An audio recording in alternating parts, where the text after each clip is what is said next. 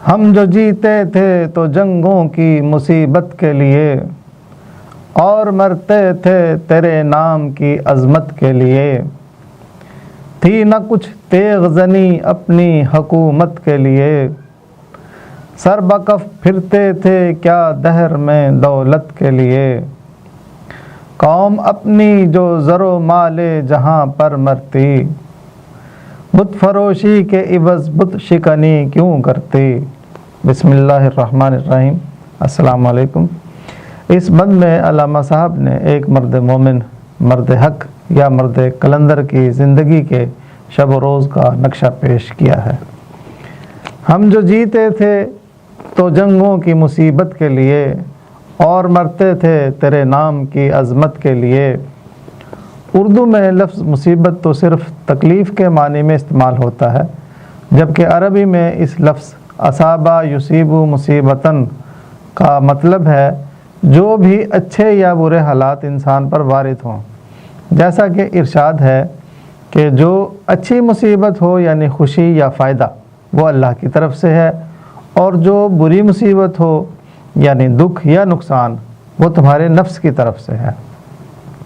مزید فرمایا کہ نہیں پہنچتی کوئی مصیبت نہ زمین میں نہ تمہاری زندگی میں،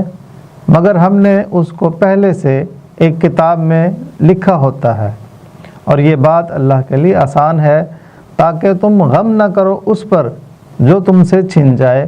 اور نہ اتراؤ اس خوشی پر جو تمہیں مل جائے۔ اب سوال یہ پیدا ہوتا ہے کہ جنگ بندہ مومن کے لیے اچھی مصیبت ہے یا بری مصیبت؟ اللہ تعالیٰ کا ارشاد ہے، بے شک اللہ محبت کرتا ہے ان لوگوں سے جو جنگ کرتے ہیں اس کی راہ میں صفیں باندھ کر گویا وہ ایک سیسا پلائی ہوئی دیوار ہوں۔ یہ بات واضح ہو جاتی ہے کہ اقبال نے یہاں جنگوں کی مصیبت کو اللہ کی محبت کے مثبت معنی میں لیا ہے، جو اپنے انجام کار شہادت کے لحاظ سے بڑی خوبی یا اچھائی ہے۔ اس بات کو دوسرے مصرے میں یوں واضح کیا، اور مرتے تھے تیرے نام کی عظمت کے لیے، یعنی اقبال نے یہ کہا ہے ہمارے جینے کا مقصد تیری محبت کا حصول، جس کا کلائمیکس تو نے قتال فی سبیل اللہ مقرر کیا ہے، اور ہماری شہادت کی موت کا مقصد تیرے نام کی عظمت کا سکہ دنیا پر قائم کرنا ہے۔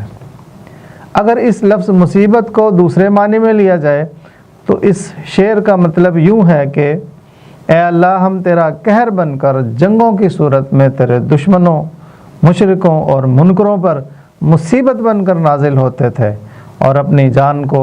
تیری عظمت پر ایک معمولی چیز سمجھ کر نثار کر دیتے تھے۔ نہ تھی کچھ تیغ زنی اپنی حکومت کے لیے،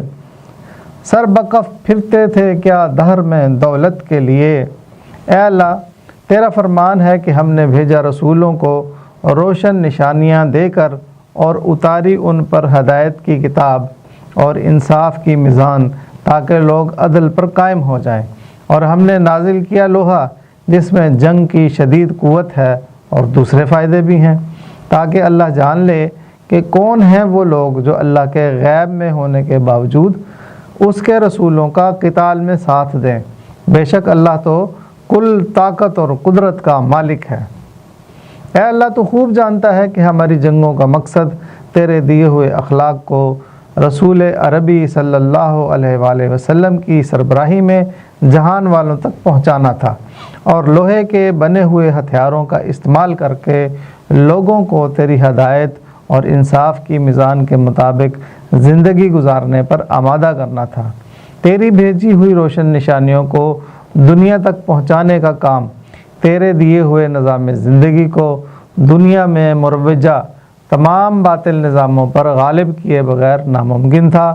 جو بادشاہوں نے اپنے مفاد کے لیے بنائے ہوئے تھے۔ لہٰذا تو اچھے سے جانتا ہے کہ ہماری جنگیں اور جان ہتھیلی پر رکھ کر پھرنے کی روش نہ تو دولت کی لالچ کے لیے تھی اور نہ ہی حکومت کی ہوسگیری کے لیے، بلکہ شہادت ہے مقصود و مطلوب و مومن، نہ مال غنیمت نہ کشور کشائی۔ قوم اپنی جو زر و مال جہاں پر مرتی، بت فروشی کے عوض بت شکنی کیوں کرتی؟ اے اللہ تو خوب جانتا ہے کہ اسلامی لشکروں نے مفتوحہ ممالک کے عوام میں کبھی لوٹ مار نہیں کی، عورتوں کو عزت دی، غیر مسلح جوانوں، بوڑھوں اور بچوں کو امان دی، غیر مسلموں کی عبادت گاہوں کو تحفظ دیا اور مذہبی پیشواؤں کو قتل نہیں کیا، جبکہ اس وقت کی فاتح فوجوں کا عام دستور اس کے برعکس ہوتا تھا اور ان کی تباہ کاریوں کا مقصد ملکی ہوسگیری اور دنیا کی مال و دولت اکٹھا کرنا ہوتا تھا۔ اس بات کے لیے واضح دلیل سومناتھ کا مندر ہے، جس پر سلطان محمود غزنوی نے سن 1023 عیسوی میں حملہ کیا۔ پنڈتوں اور پجاریوں کی کثیر دولت اور سونے چاندی کی پیشکش کے باوجود تمام بتوں کو یہ کہہ کر پاش پاش کر دیا کہ میں بت شکن ہوں، بت فروش نہیں۔ ٹل نہ سکتے تھے اگر جنگ میں اڑ جاتے تھے، پاؤں شیروں کے بھی میدان سے اکھڑ جاتے تھے، تجھ سے سرکش ہوا کوئی تو بگڑ جاتے تھے، ایک کیا چیز ہے ہم توپ سے لڑ جاتے تھے، نقش توحید کا ہر دل پہ بٹھایا ہم نے، زیر خنجر بھی یہ پیغام سنایا ہم نے۔ اس بند میں علامہ صاحب نے مسلمان مجاہدوں کا دوران فتوحات ایک عمومی نقشہ پیش کیا ہے۔ ٹل نہ سکتے تھے اگر جنگ میں اڑ جاتے تھے، پاؤں شیروں کے بھی میدان سے اکھڑ جاتے تھے۔ اے رب العزت تو جانتا ہے کہ جب ہم تیرے نام کی تکبیر کا نعرہ بلند کرتے تھے تو اس وقت تک چین سے نہیں بیٹھتے تھے جب تک ہمارے مد مقابل شیروں جیسے پہلوانوں کے پاؤں میدان سے اکھڑ نہ جاتے، جس کی مثال حضرت علی مرتضیٰ رضی اللہ تعالیٰ عنہ کا مرحب جیسے پہلوان کو قتل کرنا ہے۔ تجھ سے سرکش ہوا کوئی تو بگڑ جاتے تھے، ایک کیا چیز ہے ہم توپ سے لڑ جاتے تھے۔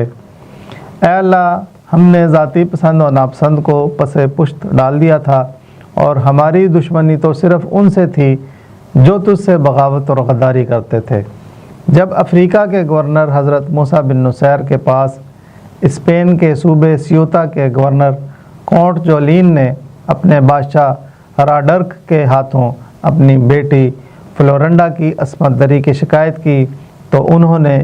اس زیادتی کی وجہ سے طارق بن زیاد کو اسپین پر لشکر کشی کا حکم دیا تھا،